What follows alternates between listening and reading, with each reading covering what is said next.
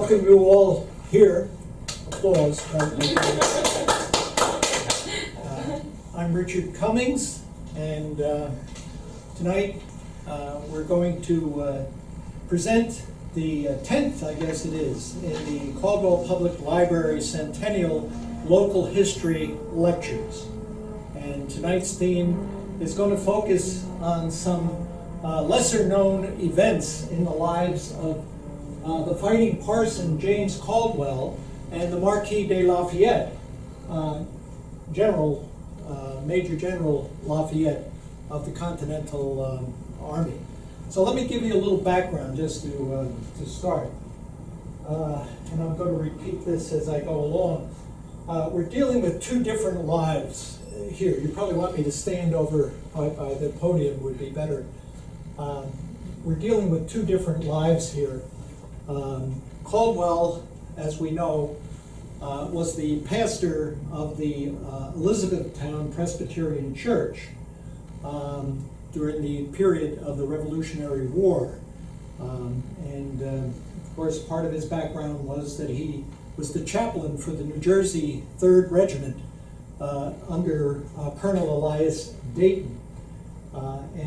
He was elected to that post in about May of 1776, before the Declaration of Independence. And in June, he went on active duty with them, and he joined the regiment up in Albany.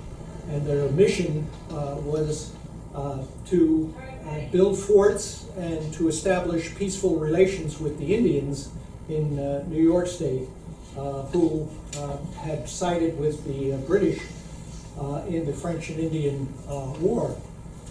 Lafayette, on the other hand, we know was a very affluent nobleman, really a young man. The British called him the boy, and they were out to get him for a long period of time. But he was almost a generation younger than James Caldwell. And he actually, we're going to cover this again, but just to give you the time frame that we're dealing with, he came to the United States to join the Continental Army in 1777. He arrived in June in South Carolina and made his way to Philadelphia, and was eventually received by Congress and given a commission to serve as General of the Army. So this is a little bit of a background.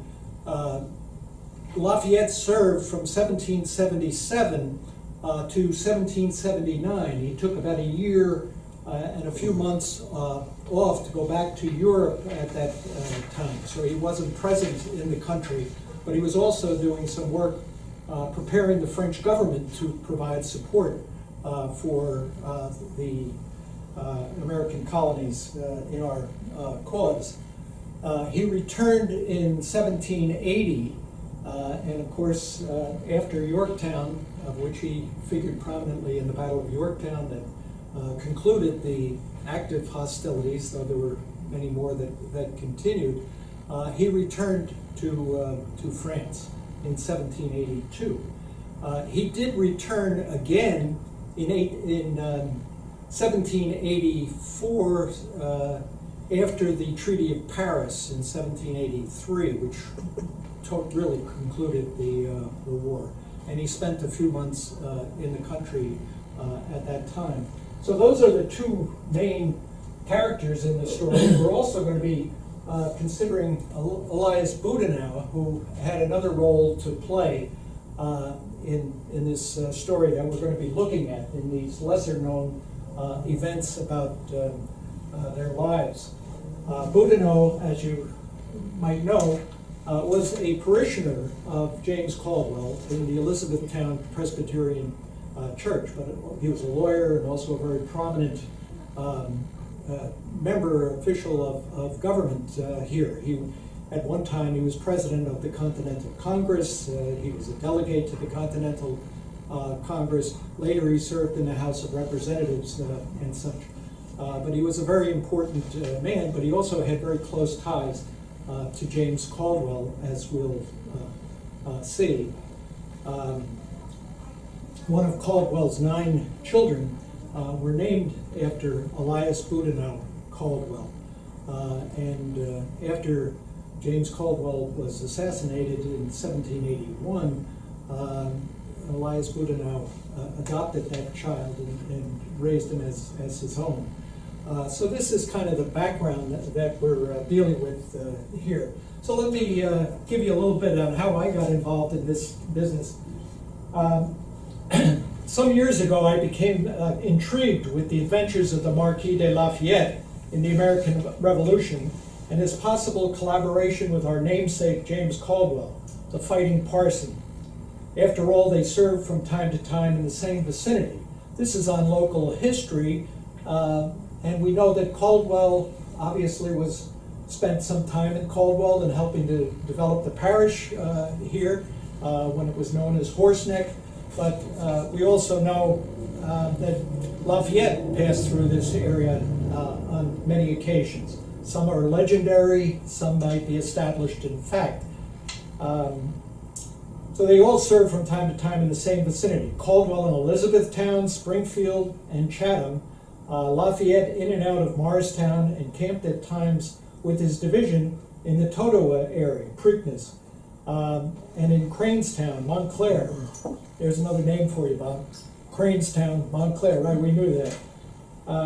The records describing Lafayette's assignments are more abundant than for Caldwell during those years. The end result of my search produced 3 notebooks, a bundle of scribbled notes, references, and reprints of articles. And I'm pleased to be able to dust them off and update them for this centennial lecture. I think we planned this back in January, and Claudine had asked me if I had some material, and I said, yeah, I got piles of it. You know, it's just sitting there, and it's not going to any good purpose. So I'll see if I can pull it together. I never found what I was looking for directly after collecting all of that information. But what started it off was when Karen Lemmo was here. I was introduced to this new edition. It came out in 2002, and I see my notes date from 2005. The Life of Lafayette by Unger. His American experience, just a small portion of this book, because he had a long life after that. He died in 1834, and of course he returned to the United States again in 1824 and spent more than a year here traveling and going back for reminiscences with his old war buddies and the like, which we'll see more of.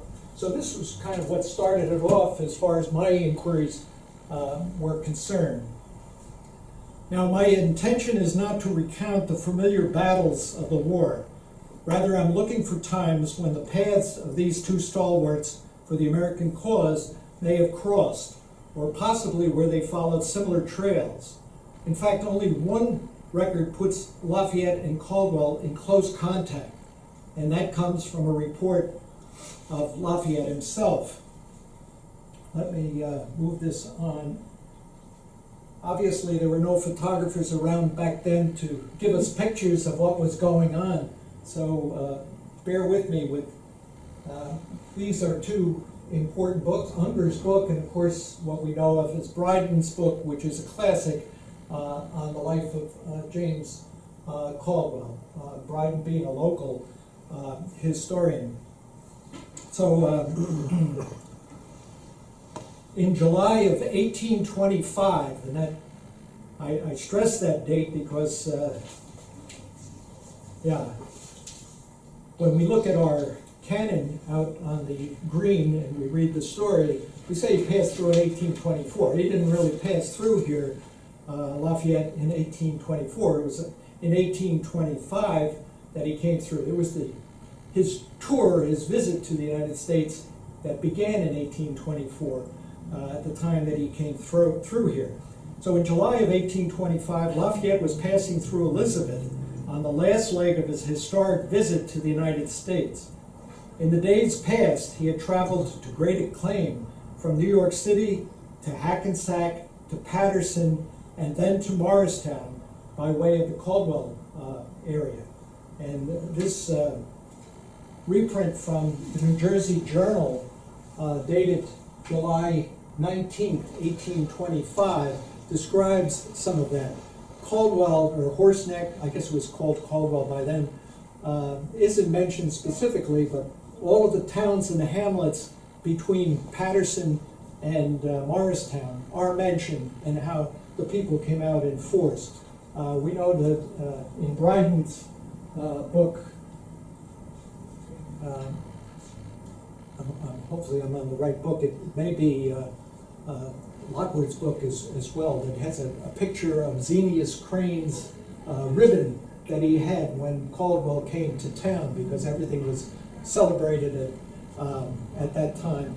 And of course there are stories related to his visit. One of them relates to the cannon on the green, which is not really part of this story, but we'll mention it as we go along. But here we have Lafayette traveling through the Caldwell area to Hanover. I think he went over Cook's Bridge, which is the Route 10 bridge, and Whippany, and finally to Morristown, where he was feted as well. I don't know how the guy ate so much. He must have had a lot of rubber chicken still along the way, but he made it. He visited Elizabeth, where he expressed his interest in visiting the graves of James and Hannah Caldwell in the Presbyterian Church burying ground. There he remembered, and this is a quote actually from this article from the New Jersey Journal, which was the predecessor, became the Elizabeth Daily Journal for 212 years, but it was the publication that appeared during the Revolution that was edited by another patriot, Shepherd Collick, who was again a friend of James Caldwell as well. But there, Caldwell, or Lafayette, is quoted as saying, "He recollected perfectly well that the Reverend Mr. Caldwell was sitting between George Washington and himself on that day in early June 1780. So this was the whole month of June. The British troops, and initially the Hessian troops under Baron von Knyphausen, had invaded Elizabethtown and were pushing to Connecticut Farms, which is now Union, and heading to Springfield. There were battles beginning June 7th, and then later June 23rd. Lafayette is really referring to the battle on June 7th, which was the battle at Connecticut Farms, where Hannah Caldwell was actually killed by a British soldier firing through the window of the house that, parsonage house, that Caldwell had brought her to for safety. Is that how she died? That's how she died. She got shot by a British soldier. Though the stories vary depending. There was a lot of propaganda out at that time, and saying it was a stray bullet from the Americans and all from the American lines and such.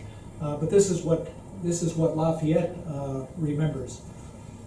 He said, Caldwell was sitting between George Washington and himself on a position that commanded a view of the operations of the enemy and of each house that was fired by the foe. They were setting the houses in the Union area, Connecticut Farms area, on fire as they passed through and as they were making their way towards Springfield. Of course, the goal here, as you recall, is to break through the Hobart Gap, through Short Hills, and go back through Chatham, up Galloping Hill Road, as it was called, then through to Morristown, which was headquarters for Washington, where the troops were settled. So he had just remarked how much he had been favored by the enemy when a messenger came up and informed him that his wife had been murdered by a British soldier who fired at her through an open window while she held an infant in her arms. And this is the story of Hannah Caldwell, Hannah Ogden Caldwell. She was of an old family from the New York area. So Lafayette acknowledges being with James Caldwell near Connecticut Farms, Union, at the first attempt by Baron von Knyphausen, the Hessian commander, to break through to Washington's stronghold behind the Watchung Hills. This was June 7th, 1780. And we know that James Caldwell figured prominently in the second invasion when Sir Henry Clinton had returned from his incursions into Charleston, South Carolina. The British commander came through and they tried again to break through. The word was around that the morale was low, that the troops were depleted. There were only about 4,000 troops left in the Morristown area and such, so they were determined to break through and kind of end the war at that time. Of course, James Caldwell played a prominent role in the Battle of Springfield, the old Give them Watts boys story that has been said over and over again. So there's a lot of history there. Now, a little bit more of the background. Though an ocean apart, both Caldwell and Lafayette were stirred by the American cause. From the beginning, quote, from the beginning of the confrontation, Caldwell had taken a strong and outspoken position, marking himself as an ardent revolutionist. Many of his sermons and his prayers referred to the unjust acts of the king and his ministers. And this is from Dryden. The British had already put a price on his head and dubbed him a retailer of sedition. So a lot of propaganda out that was really condemning James Caldwell, and they were out to get him in every way. In France, Lafayette had his own axe to grind. His father had been killed by the British during the 7-Year War in Europe. Of course, that was the French and Indian War here. At the Battle of Minden, when Lafayette was just 2 years old. At the time of the Declaration of Independence, he was an orphan. He was a 19-year-old officer in the French army and an heir of considerable wealth and influence. Along with military men from other European countries, he presented himself to American recruiters who came to Paris seeking material support.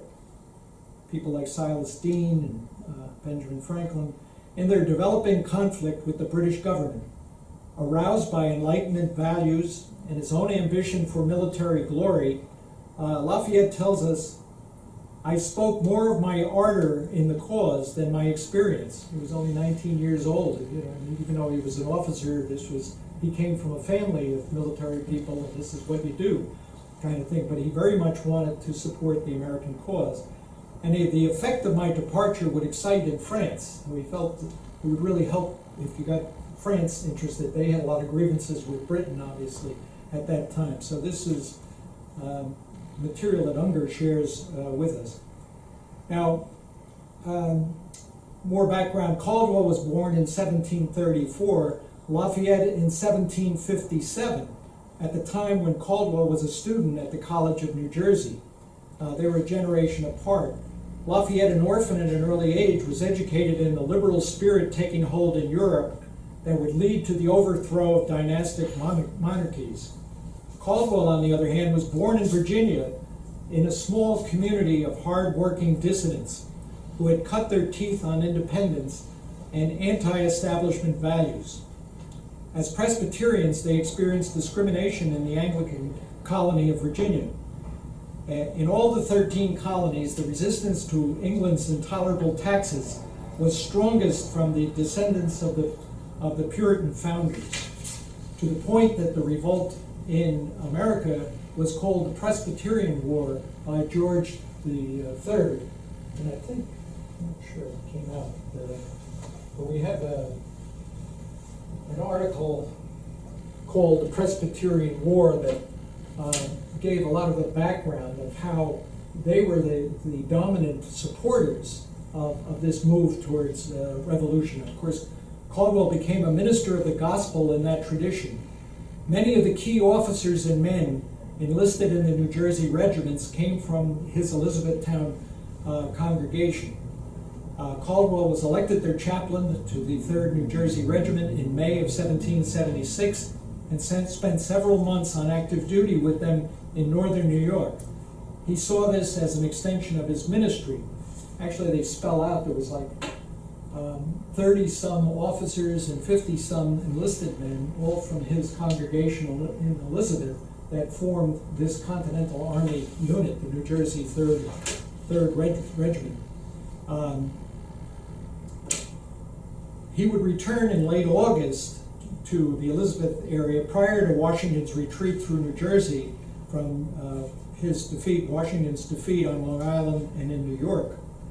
Caldwell would spend almost all of his time during the war in the northern part of New Jersey, Elizabethtown, Connecticut Farms, Springfield, Chatham, Turkey, which was New Providence, and Morristown.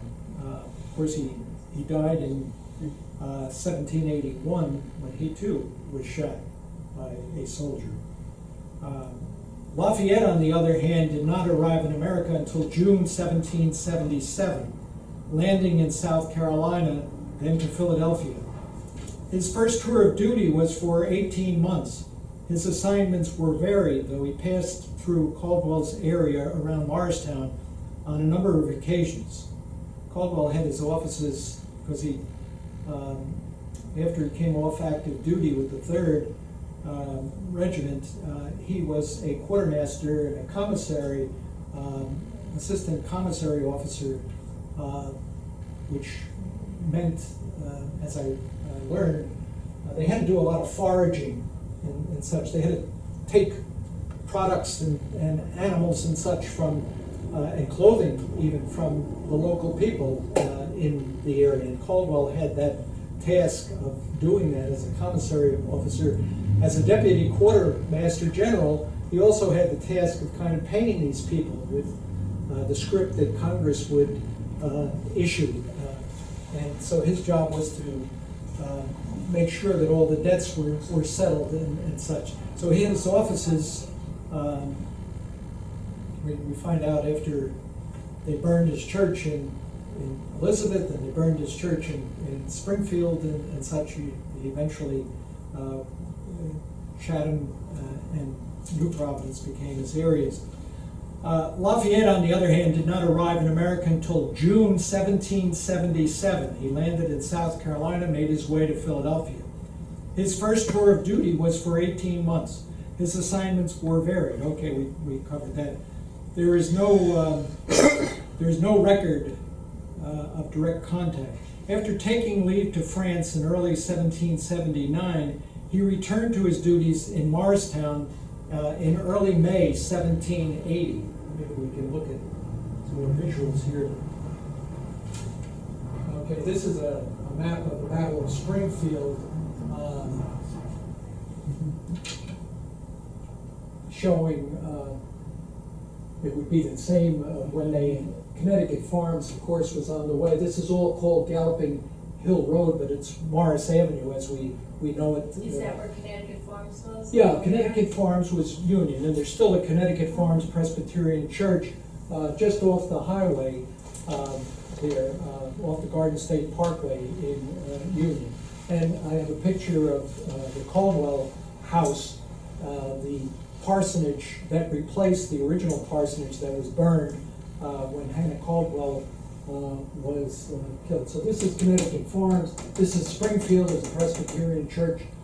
Here, this shows the lineup of the different generals, and Greene and Dickinson with militia, Angel. Here, Maxwell, that's Scotch Willie Maxwell, they called him, not because of his origins, but because he had a love for the Scotch.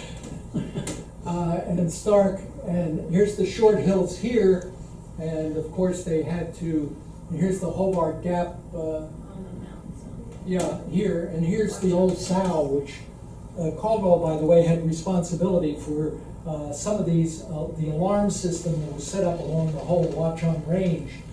This one here is there's still a memorial up there to the place where they would light their bonfires when there was danger, and where they had an old cannon called the Old Sow that they shot off when there was danger coming. Of course, I don't have his book here, but Thomas Fleming has written quite widely on the battle, the forgotten battle, the battle for New Jersey and Springfield. But just to give you a picture of the overall layout, it figured prominently in all of this.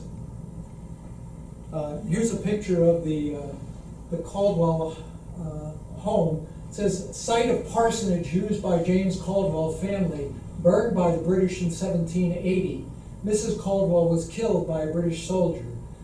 Then it gives some of the background. Reverend James Caldwell and his wife Hannah moved to this site after his church in Elizabethtown was burned by the British Army on January 25th, 1780. So these incursions had been going on for 1780 was a tough year.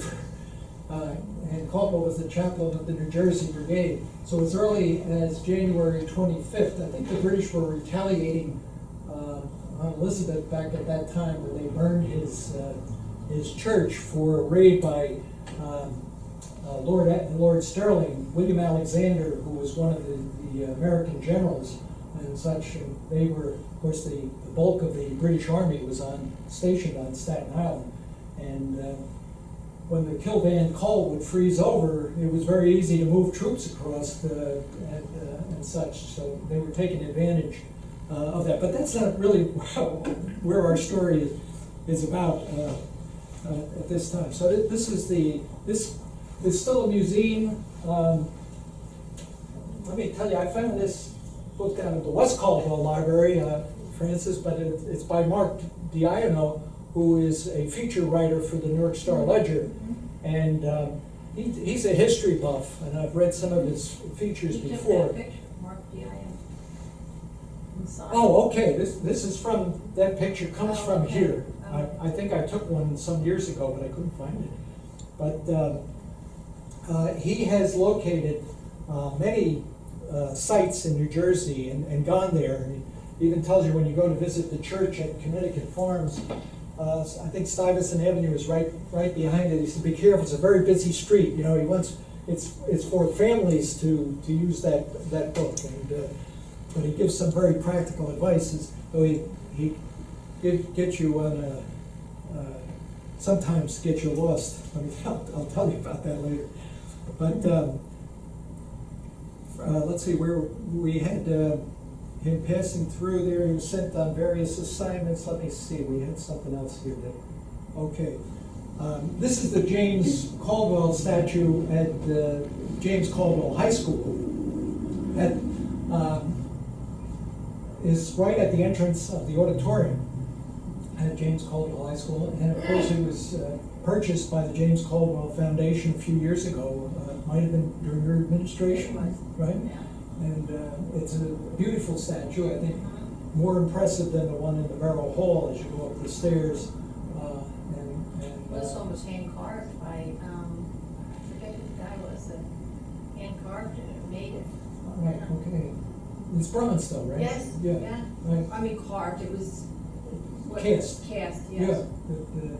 That was it Mark Caldwell, was it? Actually it was. Yeah. Yeah, that Yeah, name you're right. He used to, came up. yeah. I think Beverly Propasi said no relation. So. Yeah. Right. No, they weren't related. Nevertheless, still dedicated to making this image. Okay.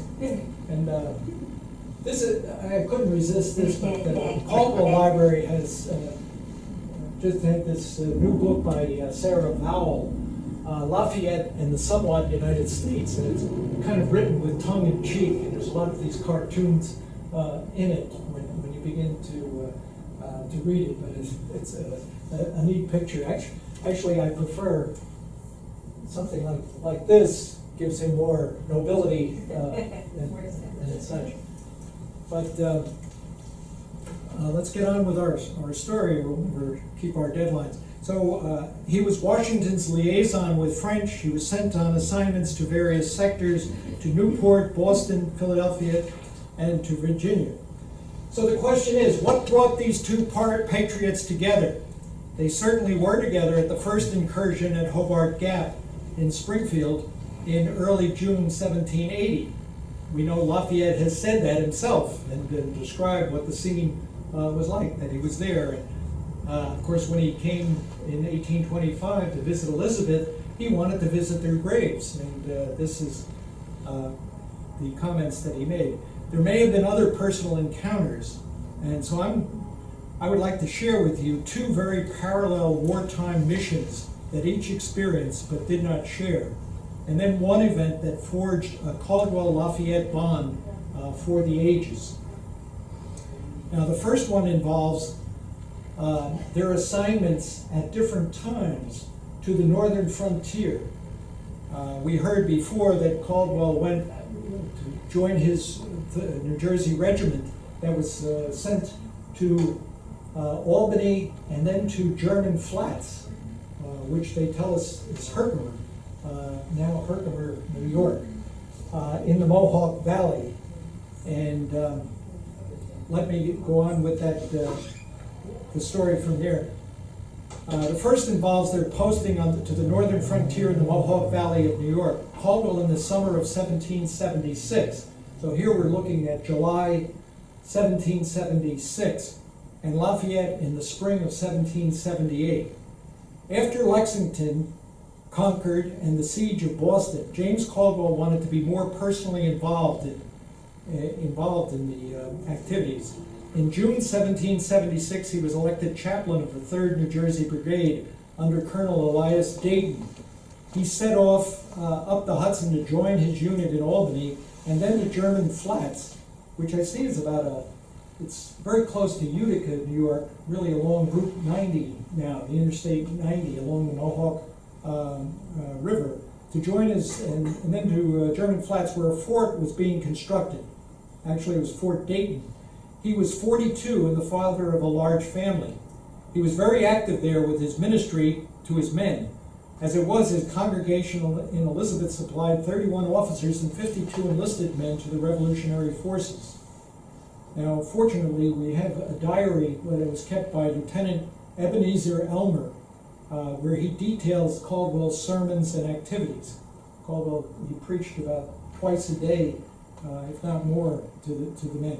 But more notably, on July 15th, 1776, this is when the news of the Declaration of Independence arrived up in Herkimer in German Flats.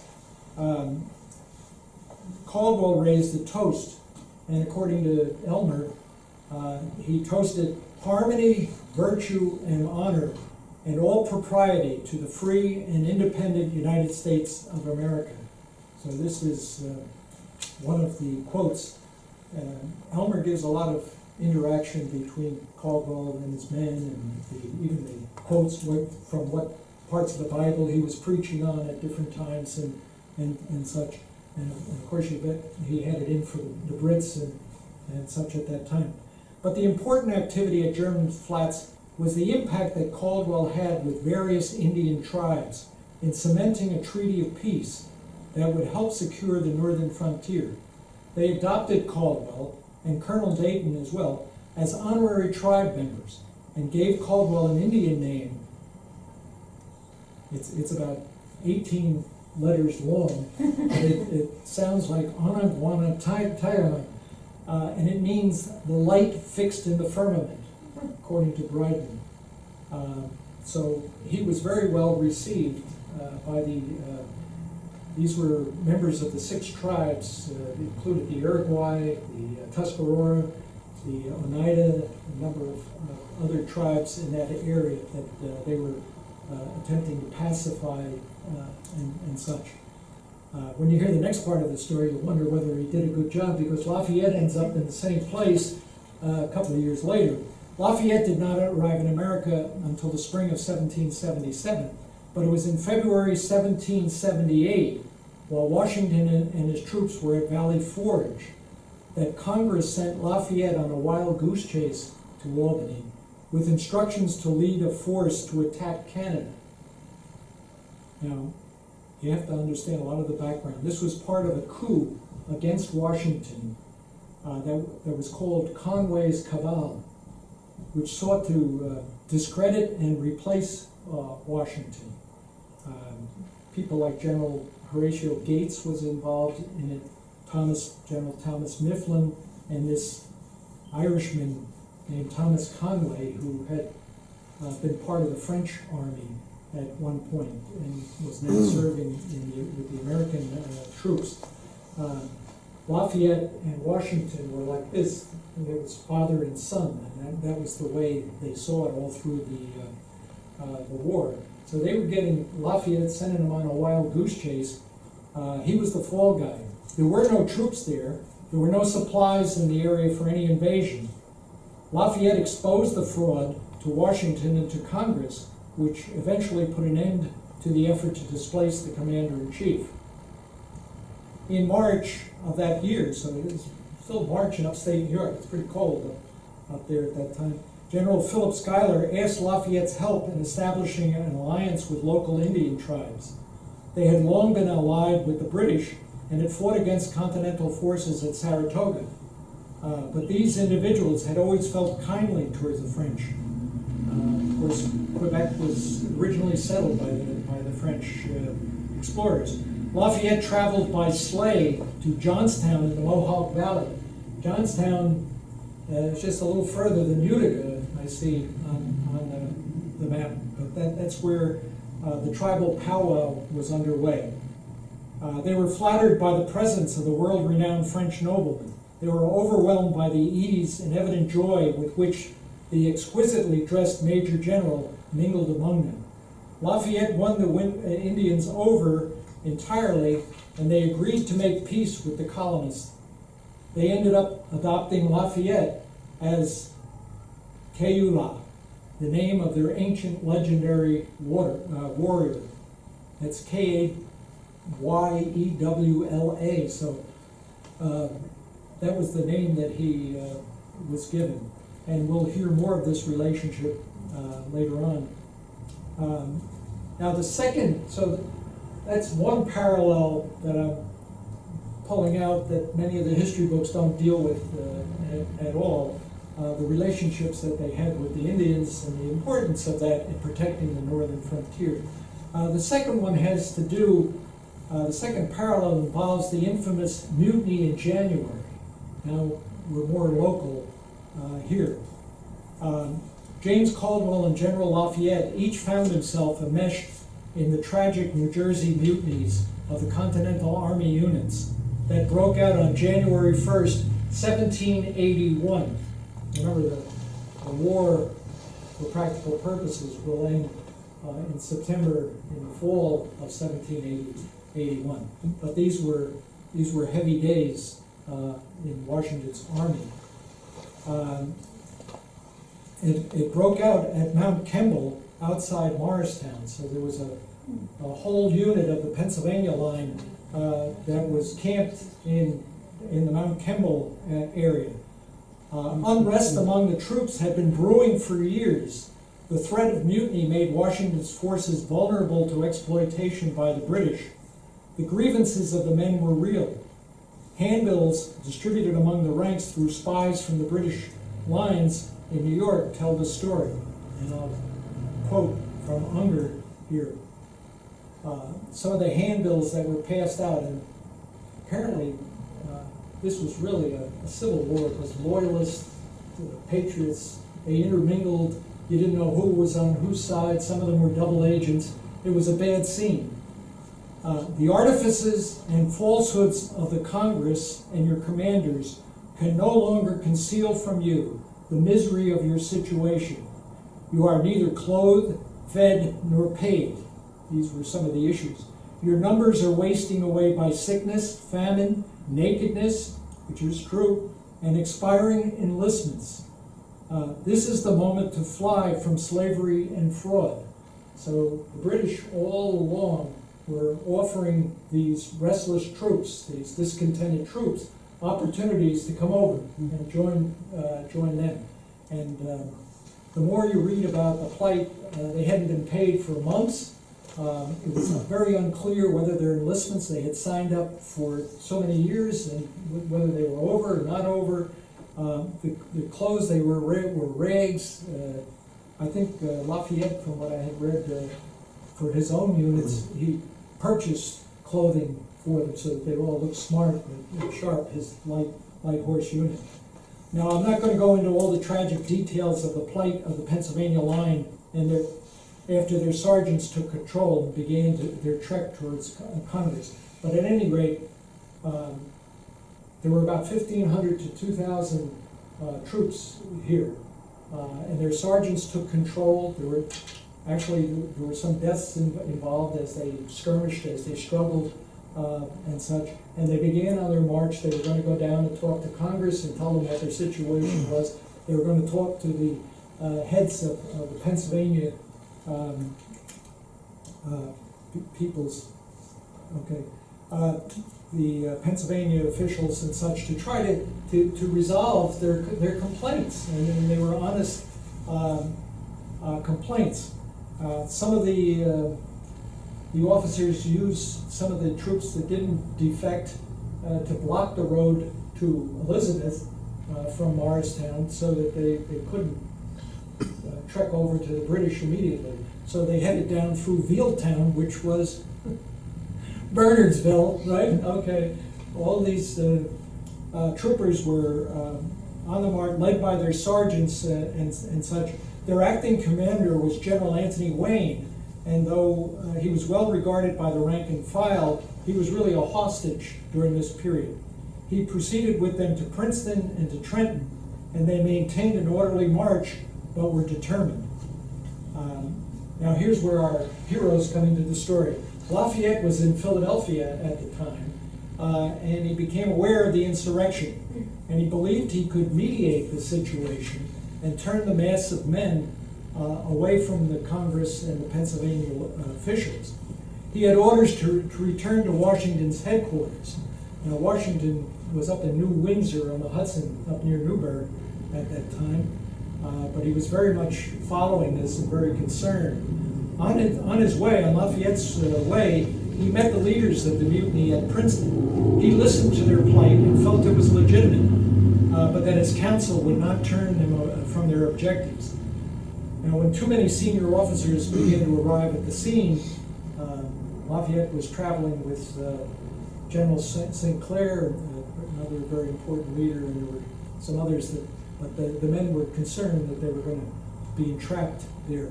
When too many senior officers arrived, the men became suspicious and would not budge from the agreements they had made with Wayne. Lafayette was rebuffed, some say ill-treated, but they let him move on, initially to Morristown, where his fellow traveler, General St. Clair, took command of the remaining troops. Lafayette ultimately concurred with others that at that time the force should be used to quell the uprising. Now that wasn't necessary. Lafayette, by the way, when he got to Morristown, he sent out many letters to various officials and all, and still had faith. Some of the men that were in revolt were men that had served under him. And he felt he had good relations with them, and he wanted to go down and talk to them again. Let me ask, what was, there are different stories, the length of the Revolutionary War, from like 1775 through 81 or 83? Well, yeah, And the reason 81 was the practical end of it. There were still, when Yorktown fell. Yeah, 81, right. But 83 was when the Treaty of Paris was finally... That's what I was going to ask. The reason I was asking, Yeah. that unlike the internet today where everybody knows what's happening even before it happens, it was a little while before the word got around, either with letters and when, two questions. When did, I guess, Europe or the world recognize the U.S. as being the United States as an official country? And whether or not other skirmishes going on, even though things were resolved in one, other people elsewhere didn't realize that, hey, it's over. Well, And battles still ensued. Yeah, the British troops actually remained in New York City well beyond 1781. Evacuation day was not until it was closer to the Treaty of Paris. And there were a number of skirmishes recorded along the Jersey Shore and such, where people were killed and such, even though for practical purposes the British had capitulated. It was over, you know, and there were a lot of political issues involved in Europe and such that involved in that. So that was the time frame. So Lafayette was using his influence to try to resolve this conflict.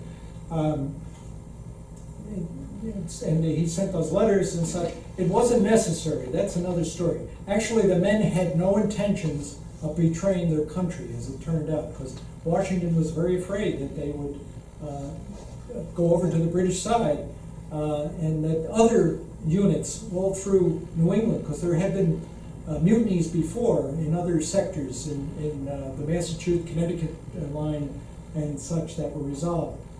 Their protest was heard, and one of the key elements here was that they turned over 2 British sympathizers to the men in charge down in the Princeton-Trenton area, John Mason, who was a loyalist, and James Ogden, who was just a poor farmer from South River that was guiding Mason into this area to meet up with the insurrectionists and to try to entice them to leave. The 2 were summarily hanged as spies. So they had a court-martial and they hanged them, and the Pennsylvania line made its way back to Morristown and fell under the control of their officers there. Now, this began January 1 and went on for the next 3 weeks or so in 1781. Now, the New Jersey Brigade, and this is where it gets the name the Pompton Mutiny. New Jersey Brigade, with units at Chatham and Pompton, were very much influenced by the Pennsylvania Line Mutiny. They had many of the same grievances. They were resentful and murmuring. The New Jersey legislature was in session at Trenton when the Pennsylvania Line mutineers were moving close. The legislatures in Trenton passed hurried acts to satisfy the New Jersey troops by making up the men's depreciation losses and by fixing a new bounty for recruiting volunteers. Loyalist spies were keeping close watch on the situation. The detachment at Chatham is much dissatisfied. This is a quote from the British, from a captured letter from some British spies. The detachment at Chatham is very much dissatisfied. Also, the rest of them at Pompton. Parson Caldwell, whom the legislature has sent to Chatham to begin redressing the line's grievances, is paying $20 of this new trash, because the money wasn't worth anything here. The Continental dollar was zilch at that time, to each officer and 5 to each private. This is a present from the state. So this was the letter that fell into their hands, that it was going to be a tough time. So the New Jersey legislature was trying to ease the situation and make it look like they were doing something for them. Lafayette was actually commissioned by the legislature to redress them. So he went and talked to the troops at Chatham and made this offer that, you know, this money is going to be forthcoming and such. The actual outbreak, called the Pompton Mutiny, these were of the same unit, they were just stationed in different places, came on January 20th, 1781. So here the Pennsylvania line was already returning to Morristown, and it started when Colonel Frederick Frelinghuysen, so we have another important character entering the scene, was sent there as a commissioner. The men of the New Jersey line left their huts to march to Chatham. So the group, which I think were about 300 men, were marching to Chatham with a plan to march to Trenton to settle their grievances too. They were a disorderly bunch, and when he heard they were coming, Colonel Dayton sent away as many of his own men on detail or furlough as he could. When the mutineers arrived, there were 2 days of turbulence. Caldwell and Dayton told the men what measures had been taken for their relief and promised them that as soon as they stopped their mutinous behavior, they would be settled with. By the way, that's a quote from Carl Van Doren, who wrote a book in the early 1940s called Mutiny in January, and it's a beautiful account. I think we don't have it here. We got it from Drew, I guess is where it came from. A beautiful account of what was transpiring here. When the news of the second mutiny in the New Jersey lines reached Washington at headquarters in New Windsor on January 21st, he recognized the great danger this represented to the entire army. He urged Colonel Frelinghuysen to make clear to mutineers the fatal consequences of military insubordination. When the men arrived back in Pompton, and I learned by going up to find out where the Pompton Mutiny took place in Diano's book. Okay, just to get what, this is taken from a roster of company officers of the 3rd Battalion, 1st Establishment. James Caldwell is listed here as chaplain. He's part of this, the staff officers. Elias Dayton is the colonel. Francis Barber, another important actor, major here. So that's from some of the histories that record all of this. Okay, we're catching up on ourselves. You might have seen this picture in the Caldwell News a few weeks ago, the little advertisement paper that comes through the mail kind of thing. But it shows Washington, Lafayette, and Alexander Hamilton on the green in Morristown. And this... Is that a permanent? Yeah, right, exactly. It's maybe fairly new. I don't know exactly the history of it, but the plaque is here, and I'll tell you what the plaque says. We can look at it. Well, at any rate, It's there. It's here. General George Washington. can you read it? Yeah, General George Washington and Colonel Okay, Alexander Hamilton Are are advised. at Morristown by the Marquis de Lafayette that the French are coming to support the American cause, and this identifies May 10th, 1780. So this is the date that Lafayette came back from his furlough, his time in Europe, and arrived. I think he came through Boston and made his way down to Morristown on May 10th, and that's what they're commemorating with this statue there. Obviously, it's a very important event because to have the French support, we would have been nowhere if it weren't for the French support. This is a map of the Totowa area, and of course it shows, it's based on Robert Erskine's map, but it's a drawing by George Cipoletti from 1973 from an anniversary book in Totowa. But it shows the location of all the troops around Great Notch, the Passaic River, Two Bridges, all places that we know, the Notch, Marquis de Lafayette, and such. But it shows where General Knox and his artillery unit and such. This is the one that I'm interested in terms of making it local history.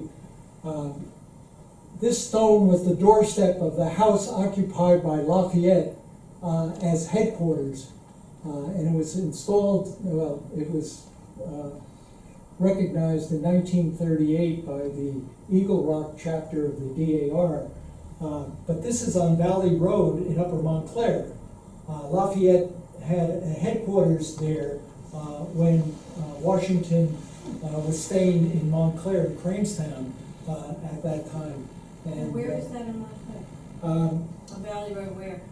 It's In the park? On the corner. there's a closer picture of it. No, this is right along Valley Road near the Commonwealth Club. Right there on Avenue. In fact, this Dominic Testa, as the story goes, who was an optician and had a practice right in that area, bought this land and the stone that we just saw there, the doorstep from the Commonwealth Club, but I believe it's 551 Valley Road.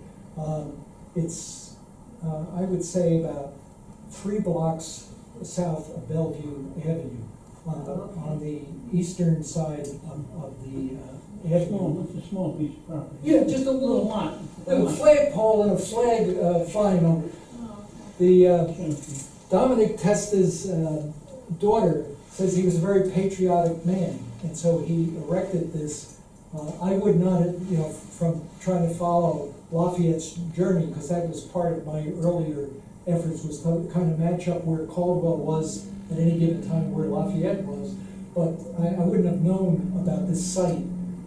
Mark Diano makes mention of it here, so it is a nice thing to remember that his troop was encamped his unit, the light horse, all through that area, the center of Upper Montclair, and his house was there. Okay, of course, the Minutemen, and this is a map from Van Doren's book, thanks to Jessica. This is the map of mutiny country, showing where the sites were of these mutinies. We have ourselves though up in Pumpton, and this gets exciting as we go along, because when the men arrived back in Pumpton, which I guess that's what started you off on that. Pumpton, like many of the large regions, I always thought, well, we're talking about Pumpton Lakes, but it involved a large area. In fact, the site of the execution of the mutineers was in Bloomingdale, and which is just a little northwest of Pumpton and such. So the Pumpton area was, again, highlands there. They had the alarm system was operating up in that area. They had good views, but there was also many iron forges up in that area, making ammunition, making cannonballs and the like. And they were guarding them, as we'll see. When the men arrived back in Pumpton or Bloomingdale, there was still some unrest and lack of discipline.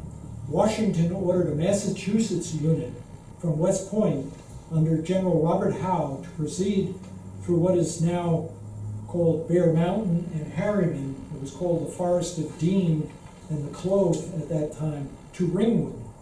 Of course, they were received by Robert Erskine's widow at that time, and a big estate in Ringwood and such. He was the surveyor, but he was also an iron master up in that area and such. And then from Ringwood and to Pumpton to take control. The end result was that the New Jersey line was surrounded and disarmed.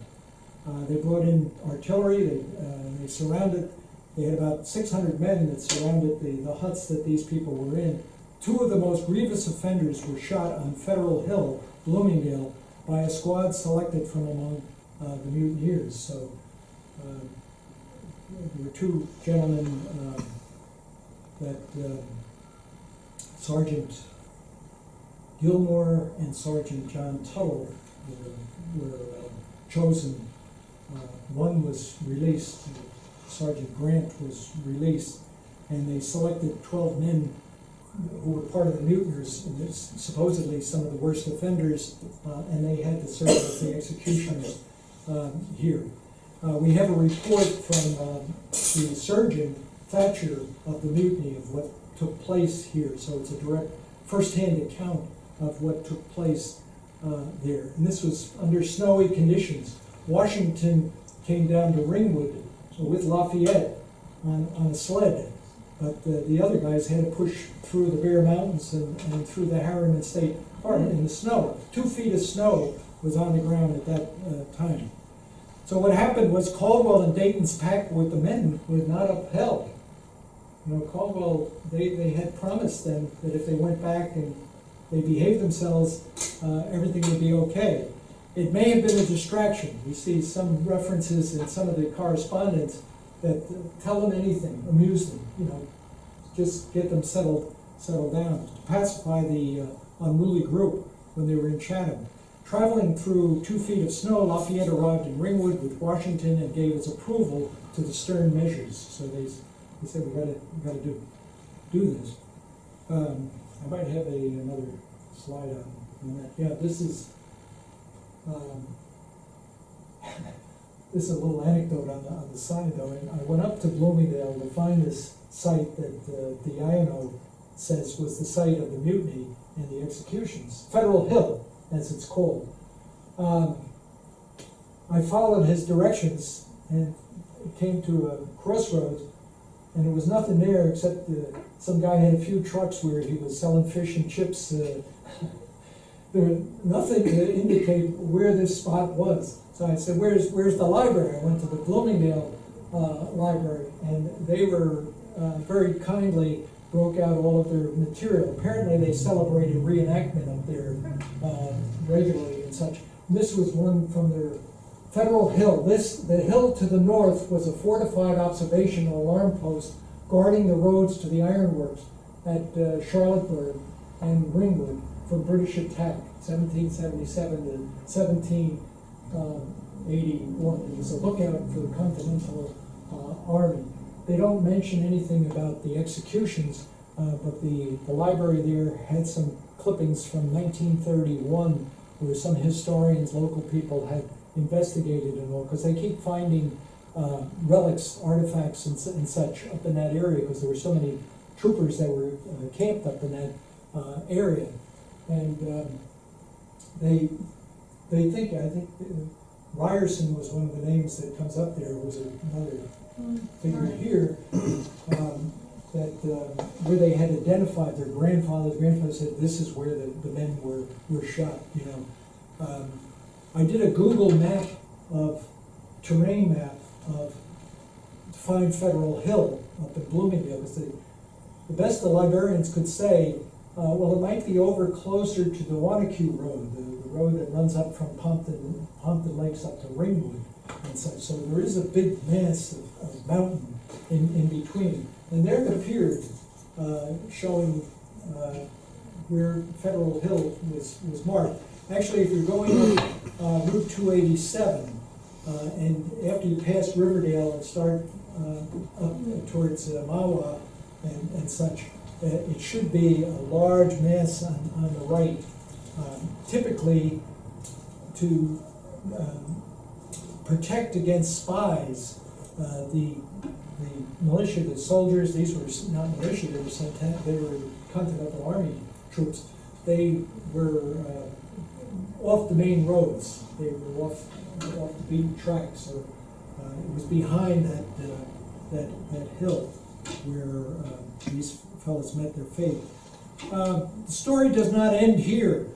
You wish it were, but we got a little more to go. 1781 was a fateful year. The deflated Continental forces needed a morale booster. It came with a stunning victory in the South over a vaunted British cavalry troop. Morgan's Raiders and Lee's Legion defeated Colonel Benestre Tarleton at Camden, South Carolina. This was the beginning of the end. Lafayette and his light division was ordered to Virginia to confront Benedict Arnold and ultimately Lord Cornwallis. The end came at Yorktown on October 19, 1781, with the cessation of hostilities in America, though some prevailed. By December, Lafayette returned to France from Boston on a frigate provided by Congress, aptly called the Alliance. He was to return to America for a 5-month visit in August 1784, a year after the signing of the Treaty of Paris. During this reunion, which included a visit with Washington and his former military friends, he was invited to join a congressional commission to a powwow for peace and tranquility with the Indian nations of northern New York. These tribes had a deep regard for him and the French, who had earlier settled the region. He again won their allegiance at Lake Oneida near Syracuse. I always thought Lake Oneida was part of the Finger Lakes, but I looked it up on the map. I can see it's really an extension of where he was with the powwow earlier at Johnstown, near Utica, and such. When Lafayette prepared to leave again for Europe in December of 1784, he brought with him a 12-year-old Onondaga Indian boy named Kainlaha, a companion for the 14-year-old orphan John Edward Caldwell, oldest son of James Caldwell, who was to be educated in Paris with the hope of becoming a physician at the medical school in Edinburgh. So here, Caldwell had 9 children. He was killed in 1781. His kids were distributed among various people. Elias Boudinot, Caldwell went with Elias Boudinot, who was like his adopted father and such.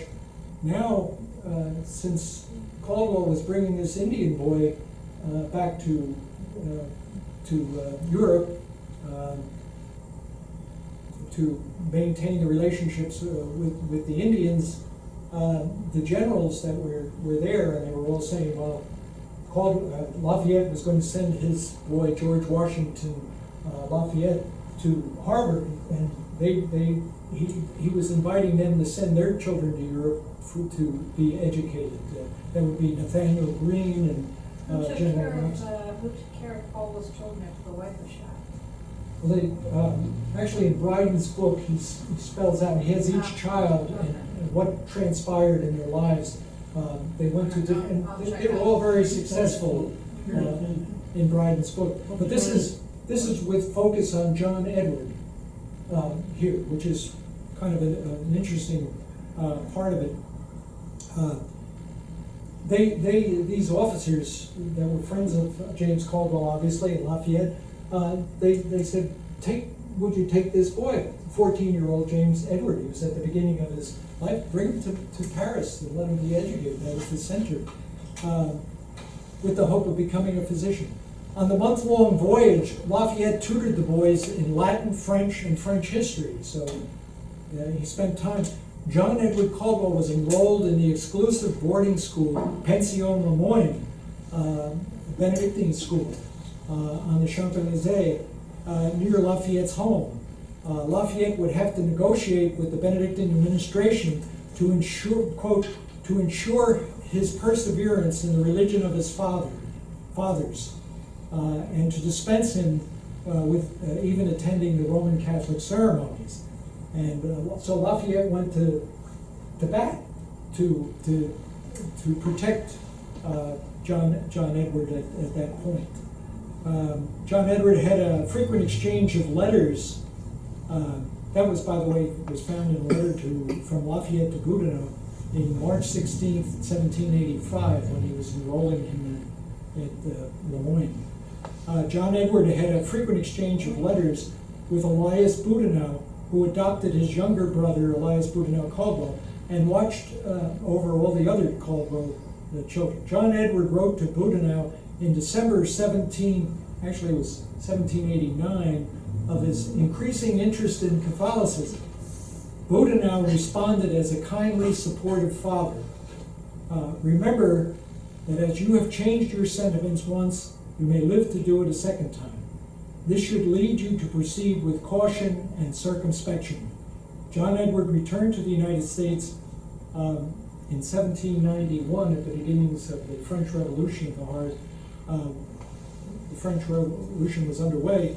He would remain with the religion of his father, becoming an editor of Christian Tracts, publisher of the Christian Herald, and a founder of the American Bible Society. He died in 1819. Lafayette would return to America in 1824 as the guest of the nation. Let's see what we have. He would visit with old friends. You remember that? He would visit with old friends and pass through battlegrounds he had shared with them.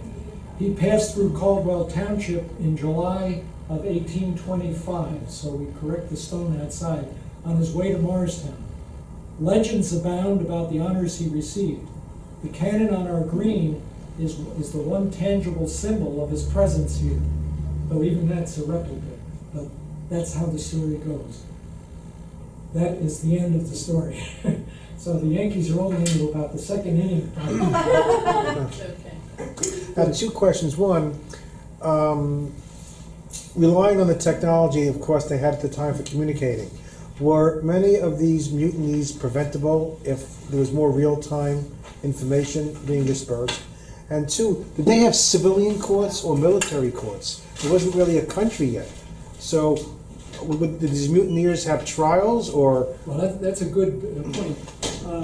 One of the authors makes a point that Colonel Frelinghuysen, even though he was a representative, a civil government representative, was acting as a military officer when those men were condemned. They had a hasty court-martial that was pulled together and such, but they made the point that he was acting in a military way.